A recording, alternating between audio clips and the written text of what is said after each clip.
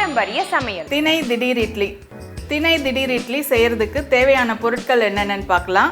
திணை அரிசி, கடலை பருப்பு, சிறுபருப்பு, தேங்காய் துருவல், எண்ணெய், இந்துப்பு. திணை அரிசியை நல்லா கழுவிட்டு காய வச்சுருங்க. காய வச்சுட்டு மிக்சியில் போட்டு சும்மா கொஞ்சம் ஓட்டணும். நீங்கள் இதே அரிசி மாதிரி இருந்துச்சுன்னா நல்லா காய வச்சுட்டு குருணை மாதிரி அரைச்சி எடுத்துக்கணும். அதாவது நொய்யின்னு சொல்லுவாங்க இல்லைங்களா, அந்த மாதிரி அரைச்சி எடுத்துக்கணும். இது திடீர் இட்லின்னு என்னென்னா, நம்ம சாதாரணமாக இட்லி செய்யணுன்னா எவ்வளோ நேரம் ஆகும்? அது ஒரு 6 மணி நேரம் ஊற வைக்கணும். அதுக்கப்புறம் அரைச்ச பிறகு ஒரு 8 மணி நேரம் புளிக்க வைக்கணும். கிட்டத்தட்ட ஒரு 24 மணி நேரம் அதுலேயே போயிடும். அதுக்கப்புறம் தான் நம்ம இட்லி சாப்பிட்ணுன்னா இட்லி ஊற்றி சாப்பிட முடியும். இது நினச்ச உடனே செய்யலாம். ஆனால் நல்ல டேஸ்ட்டில் இருக்கும், சத்தானதும் கூட. அதை தான் இன்றைக்கி நம்ம செய்ய போகிறோம். இப்போ இது சிறுதானியன்றதுனால நான் சும்மா ஒரு ஓட்டு ஓட்ட போகிறேன். இதே நீங்கள் பச்சை அரிசி இல்லை வேறு அரிசிலாம் இருந்துச்சுன்னா நீங்கள் காய வச்சுட்டு குருணையாக அரைச்சிக்கோங்க. இந்த திணை அரிசியில் மிக்சியில் போட்டு கொஞ்சமாக அப்படி லைட்டாக ஓட்டி எடுத்துக்கலாம்.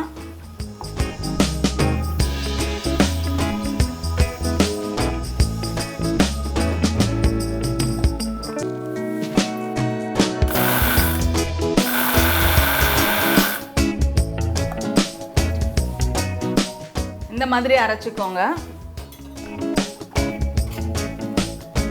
இதை குக்கரில் சேர்த்துடலாம். அதே மாதிரி கடலைப்பருப்பும் சிறுபருப்பும் எடுத்துருக்கோம் இல்லைங்களா, அதை ஊற வச்சு எடுத்துக்கோங்க. ஒரு 2 மணி நேரம் ஊற வச்சு எடுத்துக்கோங்க. அதை ஒரு ஸ்பூன் எடுத்து ஊற வச்சுக்கோங்க. அதையும் சேர்த்துக்கிறேன்.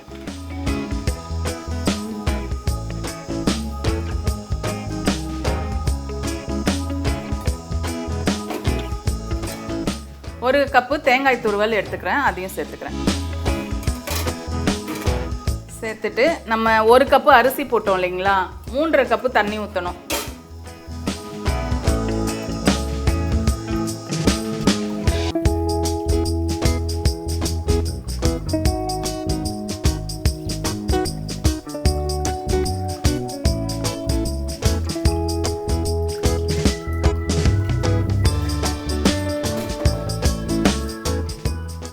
மூன்றரை கப்பு தண்ணி ஊற்றிட்டு தேவையான அளவு உப்பு சேர்த்துக்கோங்க.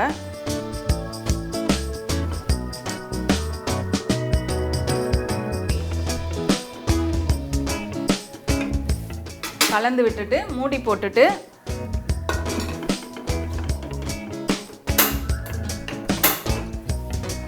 ரெண்டு விசில் தான் வேணும். இது ரொம்ப நேரம் வேக வைக்கக்கூடாது. நம்ம திருப்பியும் இட்லி பாத்திரத்தில் வச்சு ஆவியில் வேக வைக்க போகிறோம். அதனால் ஒரு 2 விசில் வர வரைக்கும் வெயிட் பண்ணுங்கள். ஆவி வருது பாருங்கள். எப்போவுமே ஆவி வந்த பிறகு விசில் போடுங்க.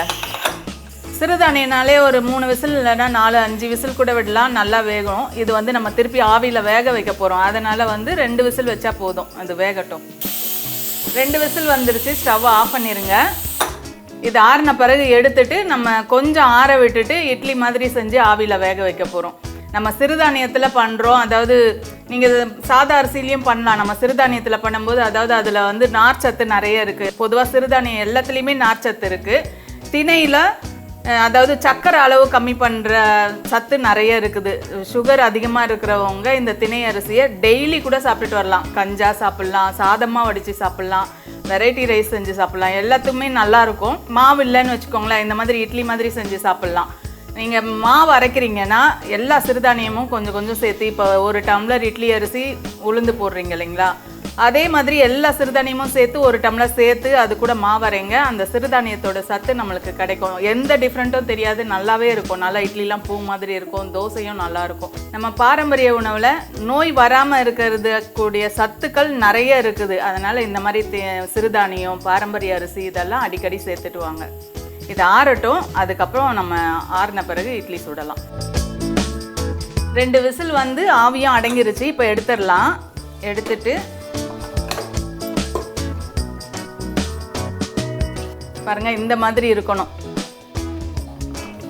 இது நம்ம அப்படியே இட்லி மாதிரி பண்ணி ஆவியில் வேக வைக்க போகிறோம். இது கொஞ்சம் கை சூடு பொறுக்கிற அளவுக்கு ஆறணும். ஆறின பிறகு நம்ம வேக வச்சிடலாம். இந்த தேங்காய் துருவல், கடலைப்பருப்பு போட்டிருக்கோம், சிறுபருப்பு போட்டிருக்கோம். இட்லி மாதிரி தான் இருக்கும். இது என்ன இப்படி வேக வச்சு ஆவியில் வச்சா இட்லியான்னு நினைக்காதீங்க. இட்லி டேஸ்ட்டில் சூப்பராகவே இருக்கும். இது கொஞ்ச நேரம் ஆறட்டும், அதுக்கப்புறம் இட்லி செய்யலாம். ஆற வச்சோம் இல்லைங்களா, ஆறிடுச்சு. இப்போ என்ன பண்ண போகிறோம், இட்லி தட்டு எடுத்துக்கலாம். இட்லி தட்டில் கொஞ்சம் கொஞ்சம் எண்ணெய் ஊற்றி தடவிக்கோங்க. இந்த தண்ணியை சூடு பண்ணிக்கலாம். அதுக்குள்ளே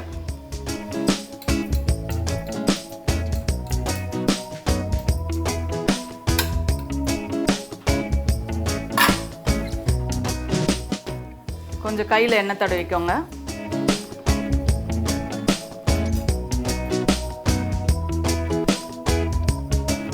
இந்த மாதிரி உருண்டை பிடிச்சிட்டு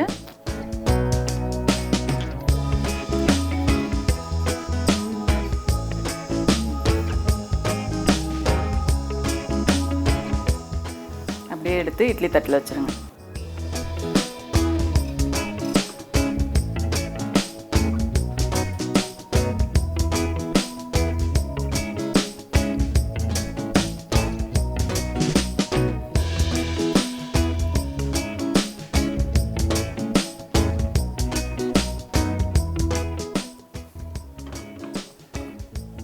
இதுக்கு சாம்பார், சட்னி, இன்னொன்று தக்காளி சட்னி, கார சட்னி இதெல்லாம் ரொம்ப டேஸ்ட்டாக இருக்கும்.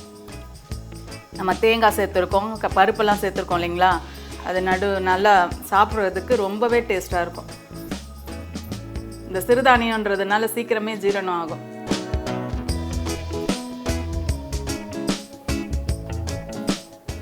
இது மூடி போட்டு ஒரு 10 நிமிஷம் அப்படியே வேக விடலாம். 10 நிமிஷம் ஆயிடுச்சு. ஸ்டவ் ஆஃப் பண்ணிட்டு பார்க்கலாம். வெந்துருச்சு. இப்போ எடுத்துடலாம்.